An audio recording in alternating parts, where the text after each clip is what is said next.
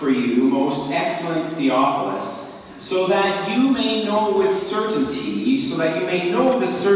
of the things you have been taught.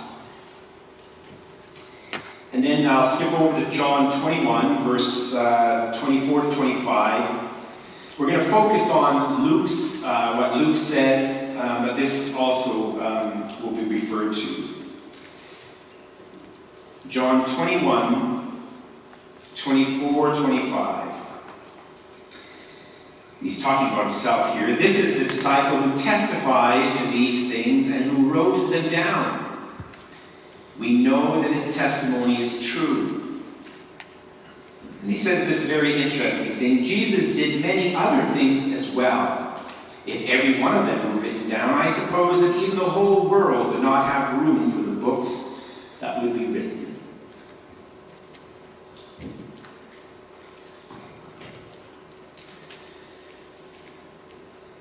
One of the questions that is floating around is the question, it's a very real one in people's minds, did Jesus really exist? And if he did actually exist, can we trust the New Testament's account and testimony about his life and his ministry, his miracle, and even his words? Did Jesus really do that? Did Jesus really say that? Did those things really happen? Now, I suggest to you that these are in fact age-old questions. In fact, it's this kind of question that must lie behind the verses that we've read from Luke's Gospel. Luke tells us in those verses his purpose for writing, and his purpose is to give certainty to Theophilus. Luke writes his gospel, he tells us, so that Theophilus might know the certainty of the things he had been taught, the things for sure about Jesus and his ministry, his miracles, and his teaching. Luke would never say this or write this if there was not a question of uncertainty in Theophilus' mind, and possibly, too, a question of uncertainty in the early Christian communities for whom Luke writes. And the question remains for us today, can we really have certainty about Jesus today? Now, more recently, these kind of questions about Jesus and the New Testament accounts have been raised by a certain professor whose name is Bart Ehrman. He's a professor out of the University of North Carolina, and he has written scores of books, several books, for popular audiences in which he seriously questions and wants to undermine the trustworthiness of the New Testament and their accounts of Jesus. Maybe you remember in the banner just a few issues ago that in the back, I think that question was raised, can we trust the Bible? Now, one of his most recent books, published just last year, I think, or in 2016, is titled Jesus Before the Gospels. How the earliest Christians remembered, changed, and invented the stories of their Savior. And as you can see here on the screen, just before Easter 2016, of course, just before Easter, Maclean's, took that book and put it on their front cover, and they asked the question, did Jesus really exist? But before we get to what Ehrman said and how he has been raising doubts about the New Testament account of Jesus, we need to remind ourselves of a few things that have to do with how the New Testament Gospels came to be. Like, how did they come to be? How did we get this New Testament that we have in our hands today, and I think in many ways kind of take for granted? Well, first of all, let's listen carefully to what Luke tells us here in these verses, because Luke gives to us a fascinating window into how this happened. He says, many have undertaken to draw up an account of the things that have been fulfilled among us, just as they were handed down to us by those who from the first were eyewitnesses and servants of the word. So right off, what Luke tells us is that he is not the first person, nor is he the only person to write about Jesus. At the time of his writing, the writing of Luke's gospel, there were already many others who had written. There were many other accounts, and it is from these accounts that Luke writes his gospels. These accounts, based on the language that Luke uses, were both written accounts and also word of mouth or oral accounts, spoken accounts. They were remembered testimonies. The second thing for us to notice is that the accounts that were being kept about Jesus were of a special character.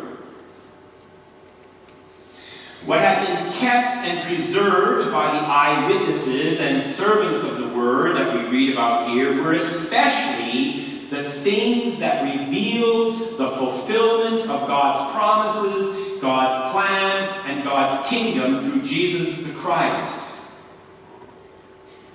So in other words, Luke and these other writers did not write about everything.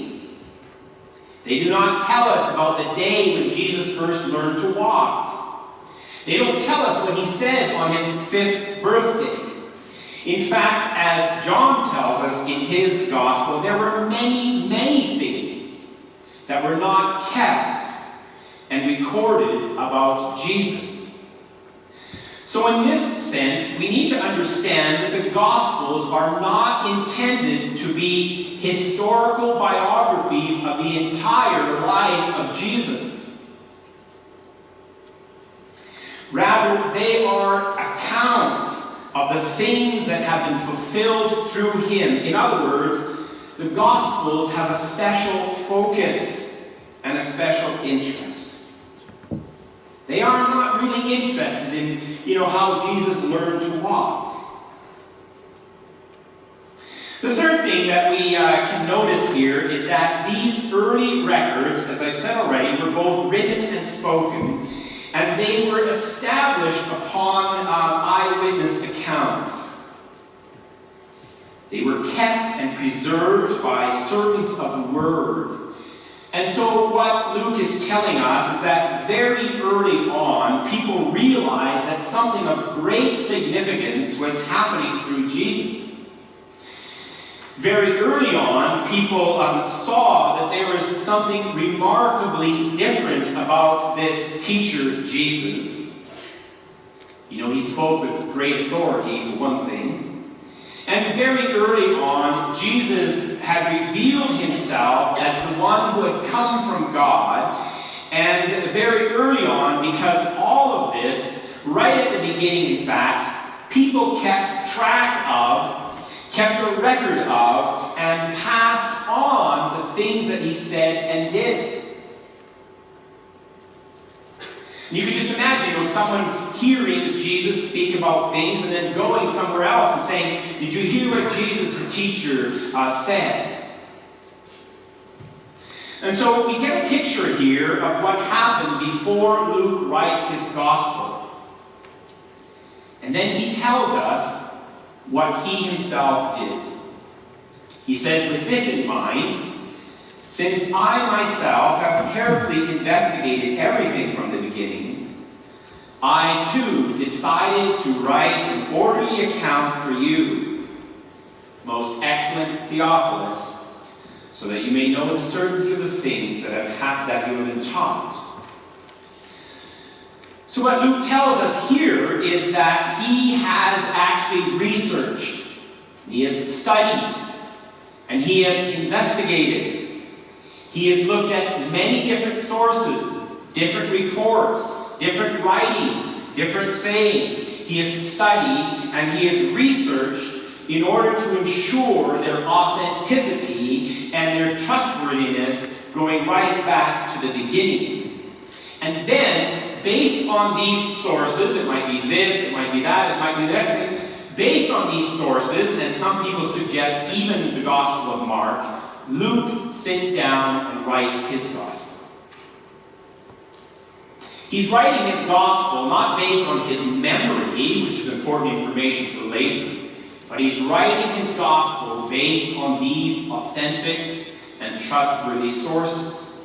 So Luke here reveals himself as an inquiring student who took in whatever he could of both oral and written sources, and his Gospel is the fruit of a careful and thorough investigation that went right back to the time of Jesus, even Jesus' birth. So from what Luke tells us, we also know what did not happen. Luke did not go up to some high mountain one day where God put him into some kind of spiritual trance, and then God, dropped the words of the gospel into his mind as if magically by some kind of spiritual sort of conduit. It didn't happen exactly that way for Luke, although it might have included something like that. But Luke tells us clearly here that his inspiration included a process of careful study and research.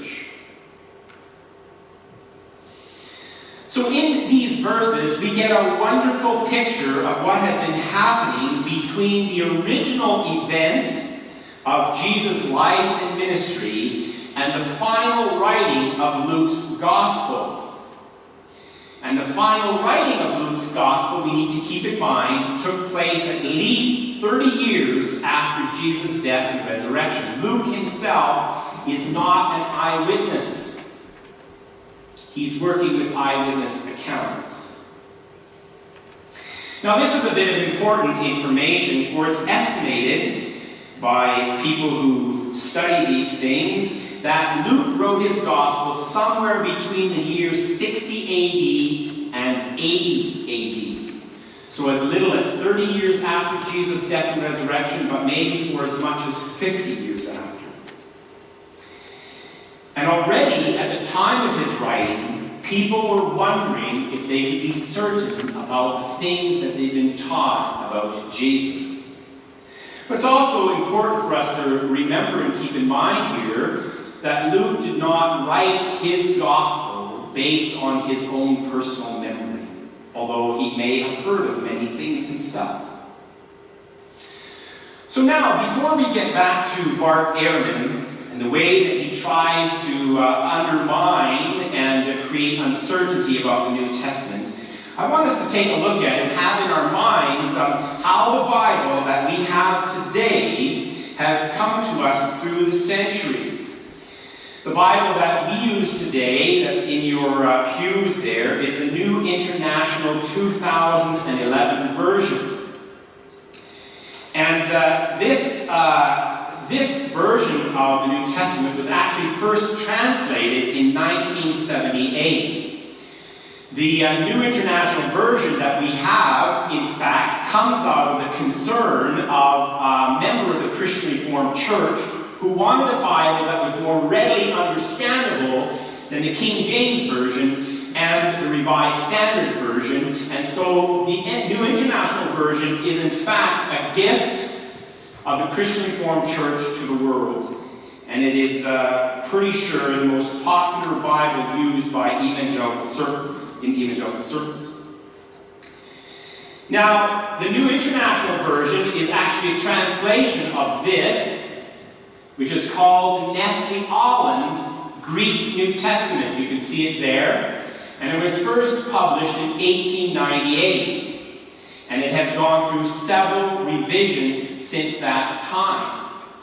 The Nestle Aland Greek New Testament is based on a whole pile of all kinds of Greek and Latin manuscripts going back to this one, which dates to 125 AD, It's the oldest and smallest manuscript that we have. And it includes a little bit of the Gospel of John. And you can tell that it's from a book because it has writing on both sides. This is not the real one. I made it with paper, a photocopier, and some coffee. So this is based on something like 5,000 Greek and Latin manuscripts. These scholars, they pore over these things, and they work at these documents to come up with the most authentic and trustworthy text. Now, these manuscripts are based on Luke's Gospel, the autograph. The autograph is really the piece of paper that he had, however he did it, and he wrote this Gospel. It's called an autograph. None of the autographs exist. They've all been lost to time. So in other words, the actual piece of paper that Luke wrote on no longer exists. But what we have is all these copies based on his autograph. And then finally, as we see in these verses, Luke writes his gospel based on eyewitness accounts and the work of the servants of the word that preceded him.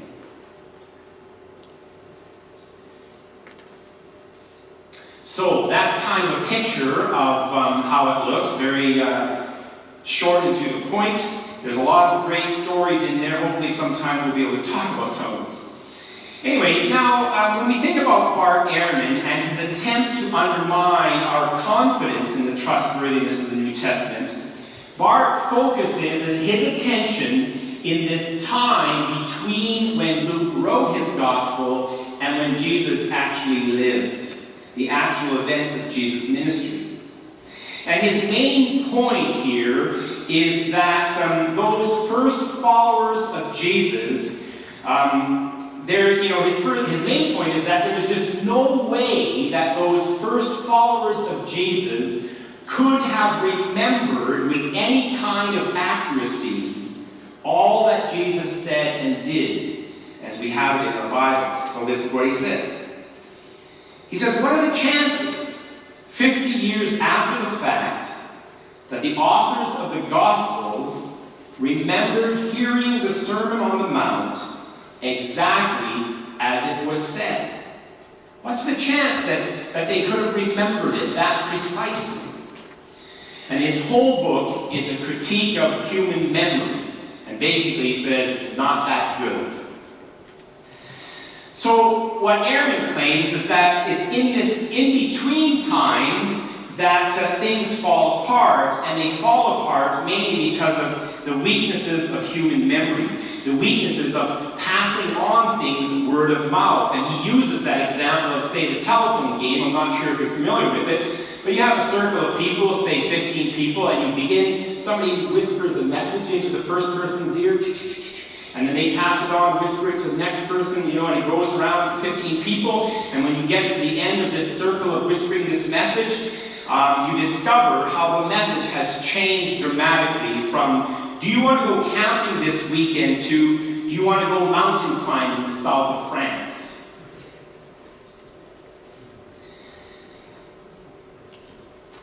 Now, Ehrman, and I don't want to get too technical here, but Ehrman builds his theory on three things. First of all, he pushes back the date of the Gospel of Luke and the other Gospels. So now, they're not written in 60, 30 years after, but he pushes the date back to 80 and to 100 so that gap becomes wider and wider.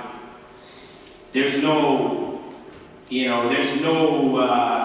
good reason for him to do that, but he does it anyways.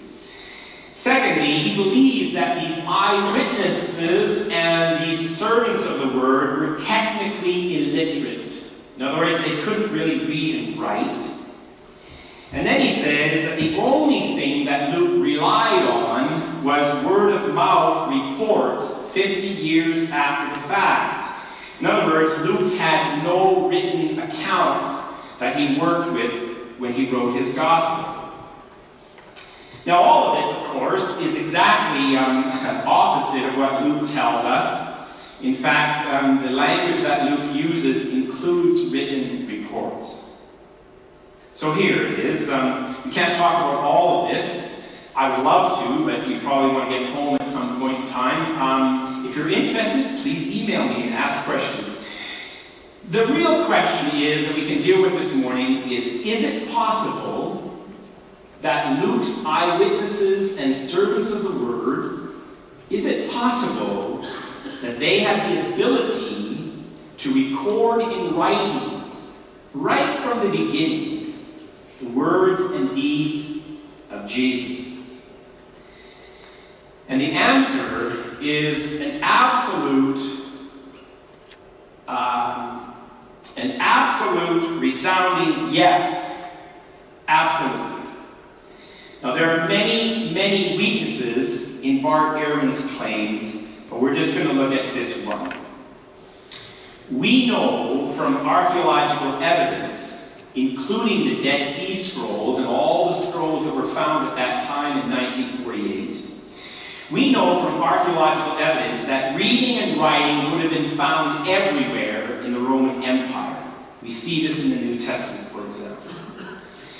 Reading and writing was everywhere in the Roman Empire, including Galilee, the location of Jesus' ministry. And during Jesus' ministry, there would have been people around who could have written something and could have written it right away. In fact, there were people who were called professional scribes. And if you didn't know how to read and write yourself, well, you would just go to a professional scribe. We have all kinds of documentation, from things that are written on coins to things that are written on vessels and urns and so on, to bills of sales, to even minutes from a town meeting, to religious Jewish writing and so on. There's just tons. Writing in Greek, Aramaic, and Hebrew was widespread and could be found at all levels of society. So among Jesus' first followers, there would be a number of people capable not only of memorizing what he said, but also of writing it down. Now I'm going to go off track here a little bit. You know, one of the things that people like to do is they like to say, well, the Roman Empire had a 5% literacy rate, so therefore, there could not, people didn't know how to read and write. And then, they would look at Jesus' Jewish community and take that same figure and say, well, in Jesus' Jewish community, there's a 5% literacy rate. It's kind of like saying, in all of Canada, 1% of the people know how to drive a tractor, so therefore, in Ponoka and area, only 1% of the people know how to drive a tractor. Does it make sense? It just doesn't pair. Anyways, going on, the clearest example of a person who could write would be Matthew the tax collector, one of Jesus' disciples and one of the 12 apostles. Matthew would have certainly known how to read and write. He worked for the Roman government, and the Roman government required, as all governments do, written documentation. We have records of these written documentations made up by tax collectors. In fact, it's very possible that Matthew would have known a form of shorthand writing that we also know about. And so to imagine that some of Jesus' first followers, like Matthew, would open their notebooks that they carried with them day to day for their business, it's perfectly reasonable to imagine that they would at the same time jot down, some of the things that Jesus was saying, some of the things that they'd been seeing, and some of the things that they'd been doing. And they would write it down while it was fresh in their memory. And that is absolutely possible. And more than that, according to Luke, it's what happened. There is no archaeological evidence that supports the idea that all of of Jesus' first followers were illiterate and that they could not have written it down. And that they could not have written down the words and deeds of Jesus right away. In fact, Bart Ehrman's claims and his book are really an old argument that dates back to the 1800s and has been largely discredited by many, many scholars, including, interestingly enough, Jewish scholars. Jesus' first followers were not illiterate and unfamiliar with reading and writing. In fact, most of them were Jewish. They were, in other words, people of the book. And there was already at the time of Jesus a centuries-old tradition of reading the Torah and of writing out the teachings of religious leaders, and a centuries-old tradition of copying the text of the Torah.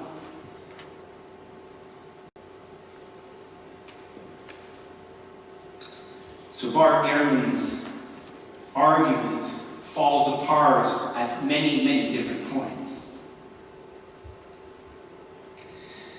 And so it is, we get back to Luke's question. Can we trust that what Luke has recorded for us, can we trust with certainty the accuracy of the teachings and the words and the deeds of Jesus, that he really said and did those things? And the answer is a resounding yes. Absolutely. And I know in my own heart, it is absolutely, we can be certain. No one has forgotten anything. As our Belgic confession states, our God, because of the special care he has for us in our salvation, commanded his servants, the prophets and the apostles, and those eyewitnesses, servants of the word, to commit this revealed word to writing. Of that we can be sure. Let me lead you in a prayer.